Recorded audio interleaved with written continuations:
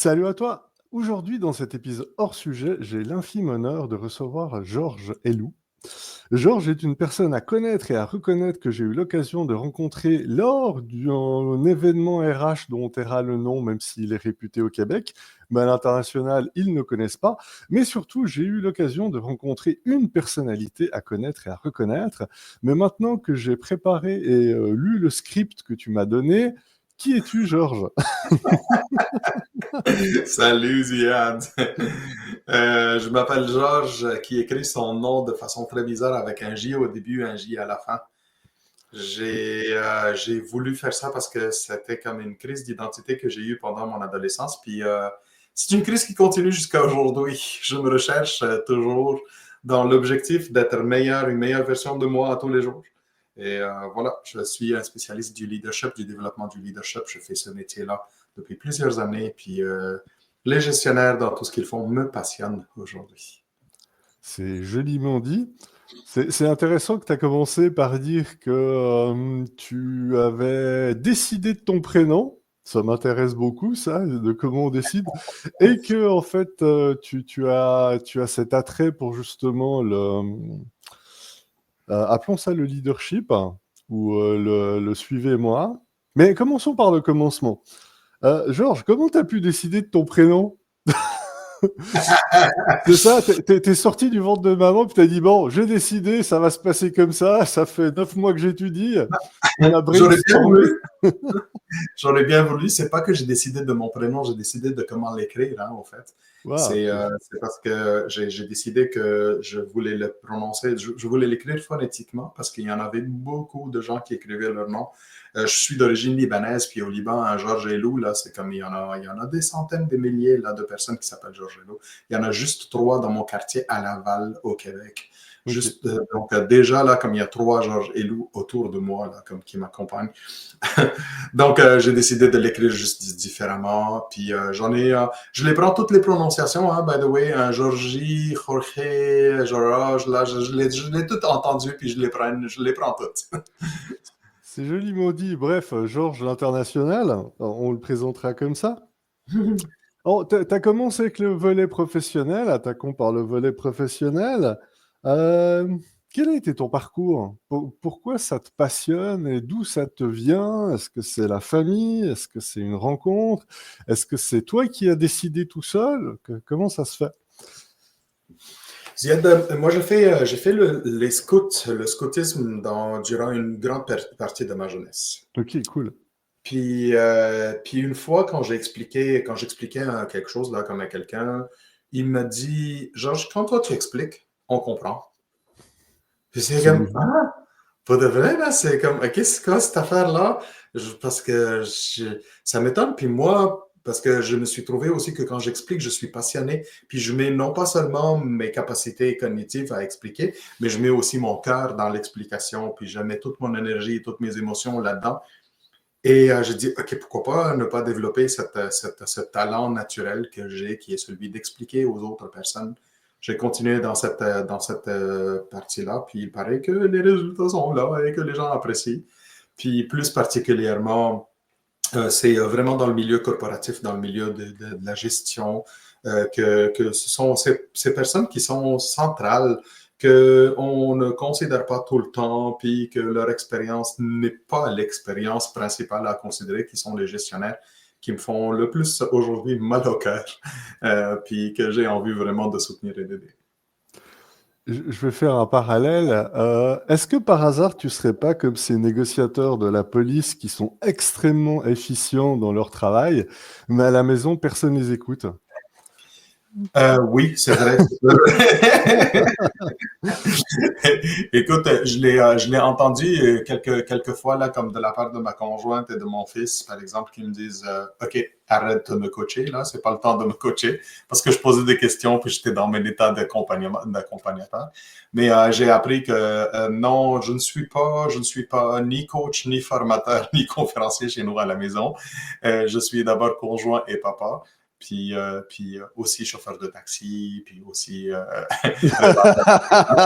des choses et toutes les autres affaires là, comme qu'on peut être en étant père de famille. Exact, oui, j'allais dire le kit d'accueil. Oui.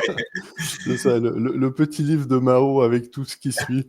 Ah, non, mais c'est important des fois de le rappeler parce que la famille sert souvent à ça, non, autant comme boussole, mais que ça sert à rien d'allumer le projecteur et une présentation PowerPoint, ça peut être contre-productif. Certainement pas. Même si on sait et que tout le monde dans la pièce sait qu'on a raison, c'est pas une raison pour le dire. Ouais, ouais, ouais. Mais par contre, la Ziad, là, je te raconte une anecdote qui est toute nouvelle, là, comme, qui est de ce matin. Mon fils a une présentation, mon deuxième fils, là, comme qui a 11 ans, il a une présentation à faire à l'école. Puis il le sait très bien quand il a besoin de se préparer, c'est avec moi qu'il prépare ça. Parce qu'il vient me dire, OK, j'ai une présentation, je sais que tu vas me donner des conseils comme vas-y, go, puis oh my God, OK, yes, je peux être moi-même au moins là, comme dans ma job, au moins une fois, là, comme aussi avec ma famille. Ah, c'est ça, mais comme quoi il reste malin. Ouais.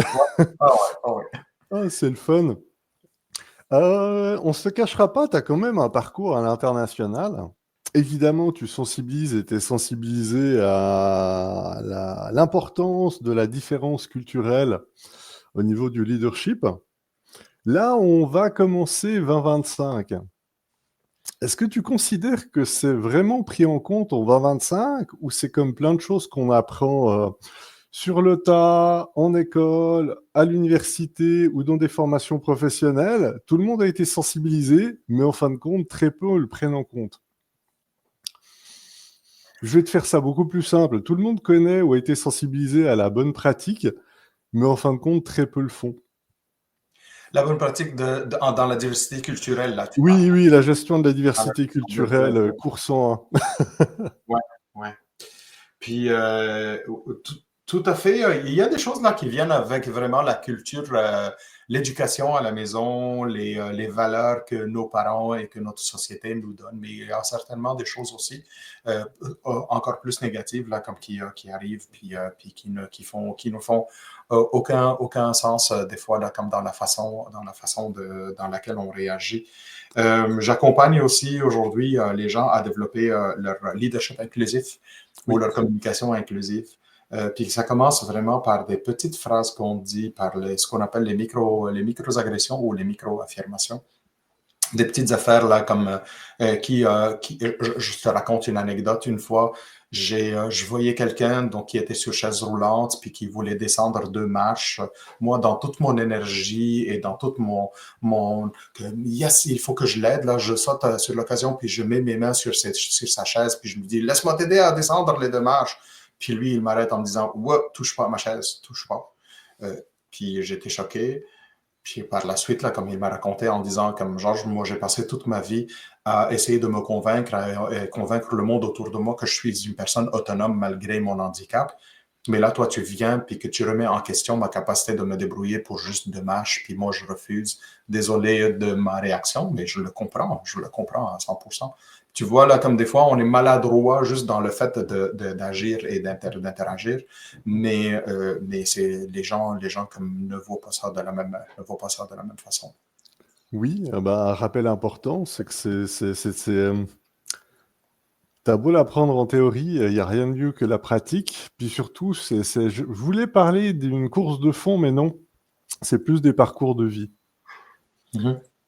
Mais vu que tu parles de leadership, la porte est grande ouverte. Merci de m'inviter, je vais rentrer là-dedans. On s'entend que on va commencer 2025. Là, pendant 2 ans, on nous parle d'intelligence artificielle. Les 10 années d'avant, on nous a parlé de leadership agile. Avant ça, on nous a formés et on nous a préparés pour avoir un leadership utilitariste, etc., etc., etc. On parle souvent de leadership, mais comme tu l'as fait remarquer au tout début, souvent, quand tu es gestionnaire, /manager, /directeur, bref, tout ce qui touche un petit peu au leadership, tu galères, ou tu es dans le mal, ou plus que jamais, j'entends, on est entre le marteau et l'enclume. Donc, faisons un petit bilan du leadership pour cette année 2025. Et puis, je mettrai un gros post-it sous le mot intelligence artificielle, vu qu'elle pense pour nous, puis que, etc., etc. Si tu devais proposer un bilan au mieux de tes connaissances, puis sans évidemment nous vendre tous les punchs, parce que pour ça, vous irez voir son site internet, évidemment, les liens seront en description, puis vous irez lui parler. Mais c'est un sujet qui m'intéresse beaucoup parce qu'on continue à parler de leadership, mais je trouve qu'en 2025, les leaders ou les personnes reconnues comme leaders sont plus que jamais perdues ou désœuvrées ou laissées seules à elles-mêmes ou dans le mal. Qu'est-ce que tu en penses? Alors, regarde, voici le titre du leadership pour 2025. Ça s'appelle du leadership évolutif. C'est-à-dire que c'est un leadership qui n'est pas coulé dans du béton. C'est un leadership qui ne repose en rien de ce qu'on a appris. C'est un leadership qui évolue au gré du temps, puis évolue avec les besoins de ce qui se passe autour de nous. C'est un leadership qui amène beaucoup de l'autonomisation et de la responsabilisation des autres personnes. Donc, c'est un leadership qui n'exerce pas, qui ne travaille pas, mais qui fait confiance et qui vraiment se base sur le développement des autres personnes. C'est un leadership aussi évolutif parce qu'il intègre tout le volet intelligence artificielle. Et c'est un leadership, ça fait longtemps qu'on entend parler de on nous demande de faire plus, mais il nous donne moins. Là, on vous donne l'outil pour faire différemment. C'est, parce que l'idée, ce n'est pas de faire plus avec moi, c'est de faire plus différemment. Puis là, on vous donne l'outil pour le faire, l'intelligence artificielle. Votre agent d'intelligence artificielle, combien vous le mettez à votre service? Est-ce qu'il fait maintenant vos rencontres, les rapports de vos rencontres? Est-ce qu'il écrit tes courriels? Est-ce qu'il fait tes recherches dans tes documents? Est-ce qu'il écrit tes rapports? Est-ce qu'il te prépare tes présentations PowerPoint? Si tu ne l'es pas en train de l'utiliser, là, comme tu passes à côté vraiment d'un grand atout. Puis ton leadership est évolutif parce qu'il intègre à son meilleur l'intelligence artificielle dans tous ses côtés qui sont bénéfiques. C'est un leadership aussi qui croit beaucoup au concept de l'investissement temps. Fini le temps où on dit ça me fait perdre du temps. Les leaderships évolutifs se basent nécessairement sur le concept j'investis du temps aujourd'hui pour que ça me donne des résultats par la suite. Puis je mets mon temps à développer, à former, à faire évoluer mes pratiques aujourd'hui pour que ça aille beaucoup plus vite et beaucoup plus efficacement par la suite. C'est joliment dit, puis c'est un beau rappel du sens des mots. Toi qui baigne, pour pas dire qui est noyé dans un océan de leadership et de constat, comment tu fais day to day pour évoluer, vu qu'à l'épicerie, tu constates des choses, dans ta vie de tous les jours, tu constates des choses. Je veux dire, indépendamment évidemment de tes clients, je veux dire, il y a du leadership partout. Comment tu fais pour t'en sortir et pas faire des remarques à tout le monde ou ne pas, au contraire, être submergé en disant ouais, mais on va dans le mur, là, il n'y a rien qui va. Ils font tout et tous n'importe quoi. Ouais. Je vais te parler de deux éléments principaux. Premièrement, de ma source d'apprentissage, la numéro un, ce sont Oui, les personnes, et très bizarrement, ce sont les personnes qui viennent apprendre de moi, oui. puis ils m'apprennent. Parce qu'ils m'amènent des situations difficiles, ils m'amènent des contextes, ils m'amènent les réalités. Puis moi, je suis en continu en contact avec ces personnes-là. Je comprends ce qui se passe. Puis les ateliers sont tellement interactifs qu'on fait des résolutions de problèmes des fois, là, comme beaucoup plus que juste des apprentissages de belles théories et de beaux modèles qu'ils peuvent voir d'ailleurs là un peu partout. Donc, c'est ma source numéro un, mais certainement que je lis, que je fais des recherches, puis que je développe. Donc, je suis dans toutes ces facettes-là. Donc, ça, c'est un côté pour mon apprentissage. Deuxièmement, j'ai été pendant une période de ma vie à Ziad, la personne qu'on n'a vraiment pas envie d'être avec parce qu'il est tellement philosophe qu'il va donner des commentaires et des critiques à toutes les fois. C'est comme, oh, on Oui. va être avec quelqu'un comme qui est tout le temps là, comme, OK, peux-tu juste là, comme, OK, on est en train de prendre un café, peux-tu me parler un peu de comment tu vas, mais dans réellement, au lieu de me donner comme c'est quoi la dernière théorie à propos du leadership? Puis je l'ai appris cette leçon-là. Donc aujourd'hui, quand je suis avec le monde qui veut juste prendre un thé puis discuter du beau temps et du mauvais temps, on va le faire. Puis quand c'est le temps comme tu me disais là, comme on va pas parler de soccer et on va pas Oui. parler de Oui, oui, pas de sujet qui fâche. politique, ni de religion, ni de toutes ces choses-là. Mais quand c'est le temps de faire des débats à ce niveau-là, ben je suis là, puis puis je vais jouer le jeu avec grand plaisir. C'est noté pour un autre podcast. N'hésitez pas à l'inviter. Mais venons un peu plus sur Georges. Puis ce qui fait Georges. C'est des questions que j'aime bien poser qui permettent d'élargir un peu le cadre. Tu viens de me souffler inconsciemment une nouvelle question qui sera double. La première, c'est quelle est la question qu'on te pose le plus souvent? Et juste après, quelle est la question que tu aimerais qu'on te pose plus souvent? Puis pour les personnes qui nous écoutent, ça sera dans l'examen de fin de session. Bonne question, ou bonne question avec S, là. Ouais. La question qui m'arrive le plus souvent, c'est d'où vient l'origine de ton prénom? Ok, On l'a ouais. clarifié. On l'a clarifié, donc c'est clair là, c'est vraiment la question qui arrive, qui vient le plus souvent.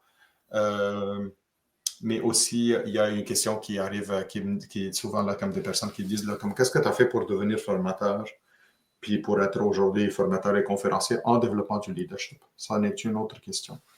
La question que j'aimerais qu'on me pose un peu plus souvent, c'est une question de en quoi tu crois.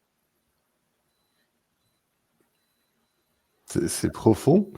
Est-ce que tu souhaiterais que je te la pose? Parce que tu as le droit de ne pas répondre. On s'entend que ça peut nous amener très loin. Libre à toi. Vas-y, pose-la moi. J'ai pas Georges, souvent l'occasion de répondre. je veux dire, c'est l'avantage quand on nous donne les questions, on a juste à les reposer ou à les lire. Puis surtout, je la trouve très intéressante parce que c'est une question à multifacette, puis qu'elle peut nous amener très loin comme elle peut nous amener à 2 pouces. Donc, Georges, en cette fin 2024 où on est en train d'enregistrer cet épisode qui sera diffusé en 2025, en quoi tu crois? Je crois profondément que je suis là comme en train de jouer un jeu de vie. Je suis un joueur. Je crois aussi que je suis comblé de beaucoup de grâce. Puis que je n'ai pas toujours le temps de remercier. Mais je sais aussi que je crois que l'humain a un très bon futur, puis que j'ai un rôle à jouer dans le développement de cet humain-là. Tant que j'ai l'énergie, la capacité mentale et la santé pour pouvoir le faire, je crois fermement en l'humain en tant que tel. Merci pour ce beau partage. Maintenant, sans transition aucune, toi qui as beaucoup voyagé, on va revenir un peu sur cette zone de... allons dans les lieux communs. Toi qui côtoies des personnes de partout, tu sais, on n'arrête pas de dire que voyager, c'est grandir. Est-ce que tu considères que c'est encore vrai aujourd'hui ou pas? C'est très vrai. Voyager, ça fait grandir. Il y a plein de gens qui disent aujourd'hui, on n'a plus besoin de voyager parce qu'on est capable d'avoir accès à tout ce qu'on veut voir et tout ce qu'on veut vraiment avoir accès. Donc, tout est là en l'espace de quelques clics. Mais je vais te raconter un peu, c'est mon concept de voyage. Là. Oui. Mon concept de voyage, là, ce n'est pas de faire une valise puis d'aller sur le bord d'une plage puis de se mettre au soleil pendant 5 jours, 6 jours puis ensuite de revenir chez nous. Dommage. Mais c'est pas ça mon concept de Oui. voyage. pour moi, là, c'est d'aller vraiment avec une perspective de voyage pour visiter plusieurs endroits et d'en profiter au maximum Oui, pour aller à la rencontre de la culture, pour aller oui. connecter avec le monde, pour aller voir comment est-ce que les gens vivent, pour entrer dans leur quartier, dans les rues, utiliser leurs moyens de transport de tous les jours, puis voir comment est-ce qu'ils vivent, comment est-ce qu'ils fonctionnent, puis c'est quoi leurs habitudes. Pour moi, là, c'est ce qui me fait grandir. C'est de les entendre dans leur langue maternelle dire des mots ou dire des phrases que tu ne comprends absolument rien, mais de quand même t'intéresser.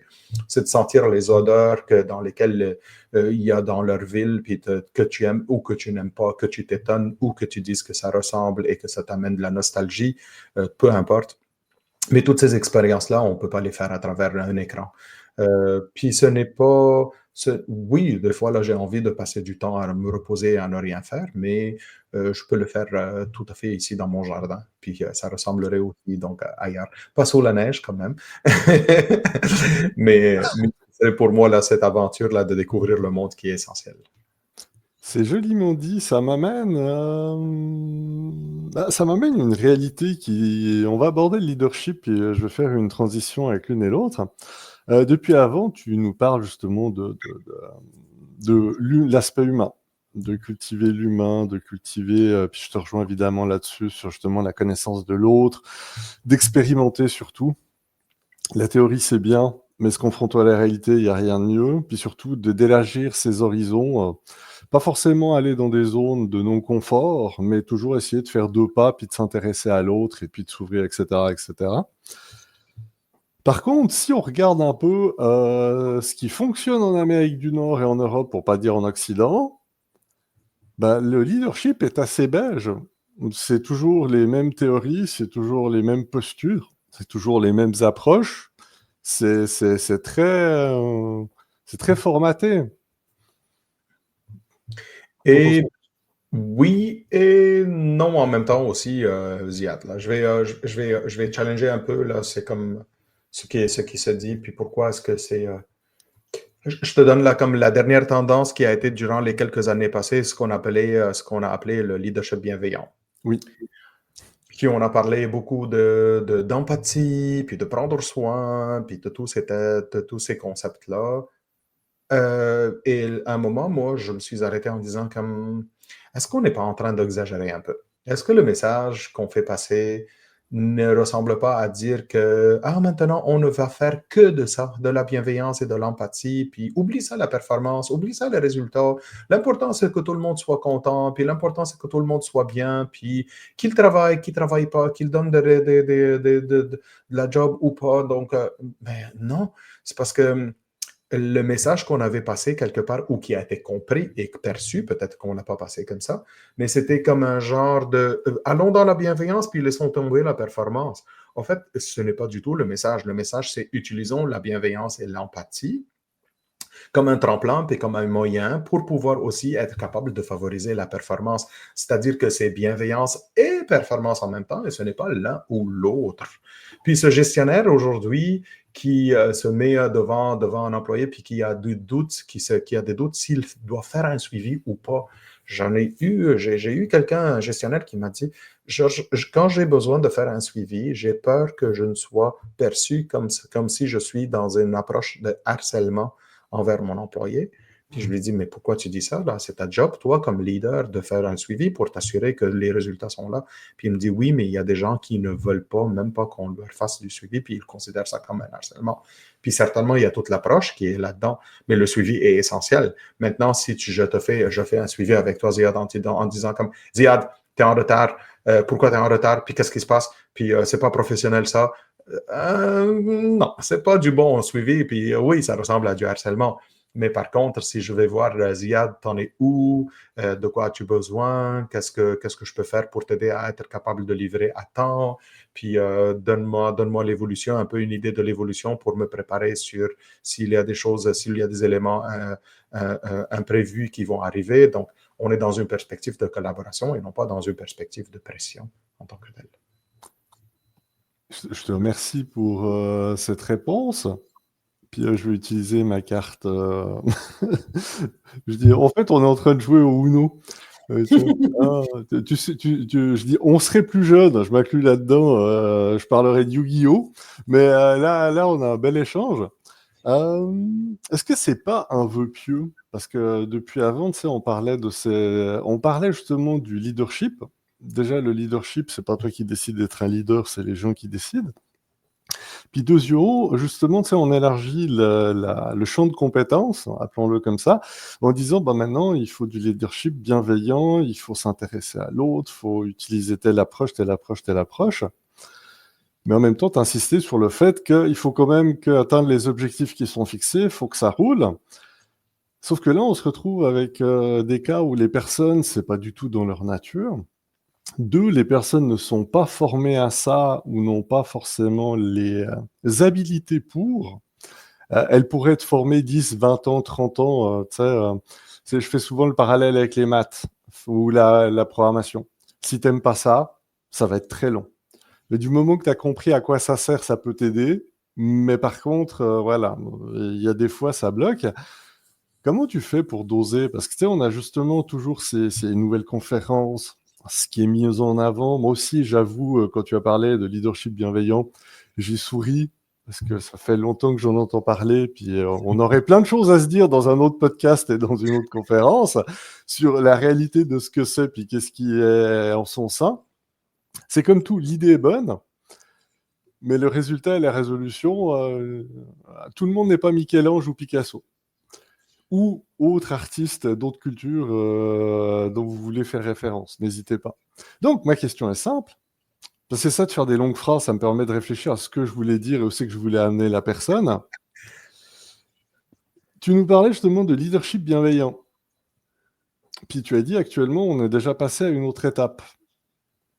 Est-ce qu'on a abandonné l'humain? On a abandonné l'objectif? Ou est-ce que c'est que l'idée n'était pas bonne?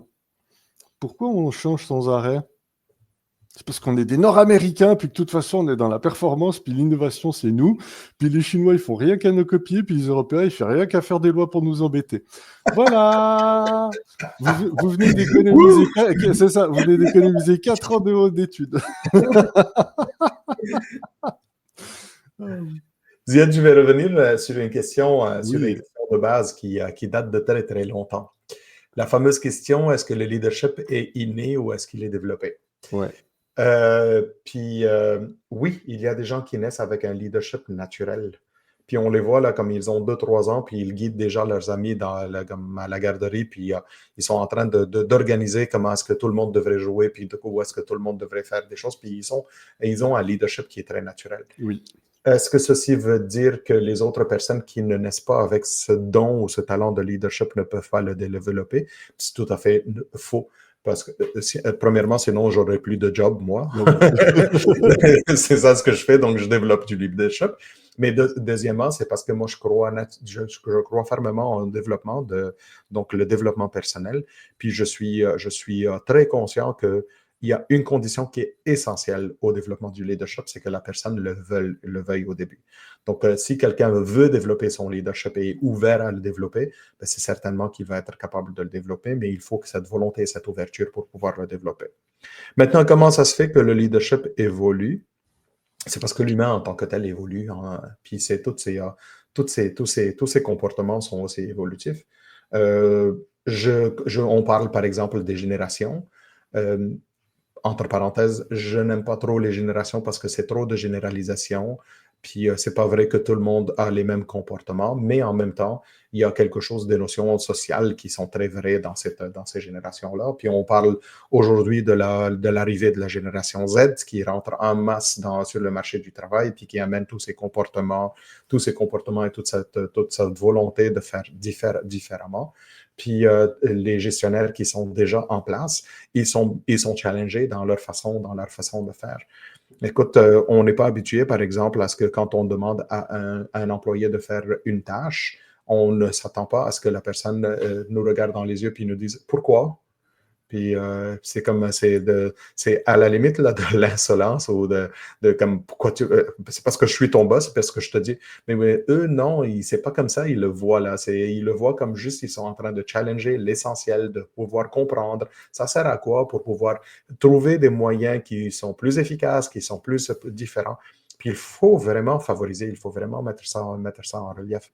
Donc le leadership en évolution, là, c'est certain qu'on est appelé à adopter de nouvelles façons de faire. Puis les leaders qui deviennent obsolètes sont les leaders qui pensent qu'ils possèdent encore la meilleure méthode de pouvoir gérer leurs équipes et leurs opérations, puis qui refusent d'évoluer avec le temps et avec les personnes. Je t'écoute depuis avant, mais en fait, ce qui te passionne plus que le leadership, c'est l'humain, Georges. Ben, sans aucun doute. Donc pourquoi avoir choisi le leadership? Parce qu'il y a une multitude j'ai dit, de sciences, de champs d'études. C'est ça, tu sais, c'est derrière le rideau, c'est l'humain qui t'habite. On voit que tu vas parler avant de philosophie. Enfin bref, ça transparaît à travers l'écran. Mais pourquoi ce champ? Pourquoi le leadership en tant que tel? Parce que c'est quand même très, très particulier. Tu sais, Ziad, un leader a le super pouvoir d'affecter négativement la vie des humains, puis d'être leur source numéro 1 de malheur. Tout comme, et il ne sera pas leader dans ce cas-là, mais il serait juste comme un gestionnaire dérangeant, tout comme aussi un leader a la capacité d'être la source de bien-être numéro 1 des personnes qui travaillent dans son équipe. C'est moi, j'ai vraiment une mission qui est celle de soutenir les humains, de les aider, de les développer, de leur rendre vraiment la vie meilleure à tous les jours. Et parce que je veux vraiment avoir accès à plus de monde et avoir plus d'impact, probablement que c'est consciemment ou inconsciemment que j'ai choisi les leaders comme public, les gestionnaires comme mon public, parce que je sais que quand eux, ils vont bien, puis ils gèrent de la bonne façon, il y a des centaines de vies qui vont être affectées. Puis je dis centaines, pourquoi? Parce que c'est pas juste leur équipe, là, comme n'oublie pas que si ce gestionnaire-là a 5 employés, ce sont les familles des 5 employés, donc multiplie ça par 5 pour chacun minimum, là, comme avec leurs parents, puis leurs amis, puis leurs collègues, puis tout ce monde, là, comme si ces personnes vont bien, imagine-toi combien que les autres personnes vont être affectées, elles vont être bien. Donc, j'ai un impact probablement individuel sur certaines personnes, mais je sais très bien que ces personnes-là vont avoir un impact encore meilleur sur les autres humains qui les entourent. Waouh! C'est une belle mission. Je sors de belles phrases ce matin. D'où la question que je t'ai posée la première fois qu'on a bu un café en off, puis ce livre. On ne parle à personne, Ziad, parce que je ne sais pas encore là comme qui va sortir ou pas. Écoute, je te ferai la joke. Écoute, tu peux nous le dire, ça restera entre toi, moi et Internet. Puis on sait très bien qu'Internet ne dira jamais rien. Un petit millier, 2000, 3000 personnes là comme qui écouteront là comme le podcast, puis c'est pas grave. Non, mais ça fait, Ziad, là, je te dis, j'ai un enjeu de priorisation. Ça fait un peu plus qu'1 an que j'ai décidé d'écrire mon livre. La structure est là, le contenu est dans ma tête. Je n'arrive pas à vraiment me mettre dans l'écriture en tant que telle. Je sais que ça viendra. Ça viendra. Okay? Là, c'est la première fois que j'en parle autant en grand public. Mais ça arrivera. Ça arrivera très bientôt. Écoute, je l'espère. On croise les doigts. Le temps passe, c'est une phrase que je sors souvent, c'est le temps passe vite en bonne compagnie. C'est toujours la même chose. Est-ce qu'il y a une question que tu aurais voulu que je te pose lors de ce podcast que je ne t'ai pas encore adressé?